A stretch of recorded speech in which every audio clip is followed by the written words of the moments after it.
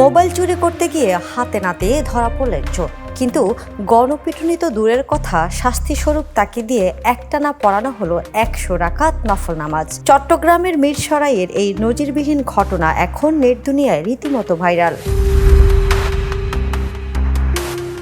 চট্টগ্রামের মিরসরাইয়ের জোরারগঞ্জ ইউনিয়নের মোবাইল চুরির অভিযোগে আটক রেজাউল করিম নামের ওই যুবককে মারধর না করে সংশোধনের সুযোগ দিয়ে কোটি মানুষের মন জয় করে নিলেন গ্রামবাসী।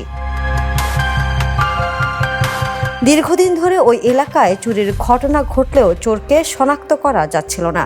অবশেষে গত বৃহস্পতিবার চুরির সময় রেজাউলকে হাতে নাতে ধরে ফেলে গ্রামবাসী। পরদিন শুক্রবার স্থানীয় গণ্যমান্য ব্যক্তিদের উপস্থিতিতে এক ব্যতিক্রমী সিদ্ধান্ত নেওয়া হয়। আইন নিজের হাতে না তুলে অপরাধীকে তওবা করিয়ে শাস্তিস্বরূপ 100 রাকাত নফল নামাজ আদায় করানো হয় এবং ভবিষ্যতে আর অপরাধ না করার অঙ্গীকারে ছেড়ে দেওয়া হয়।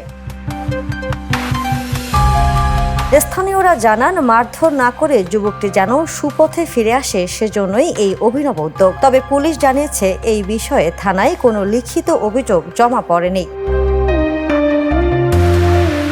Desk report, the news. দেশে দেশে সবার সাথে, দ্য নিউজ।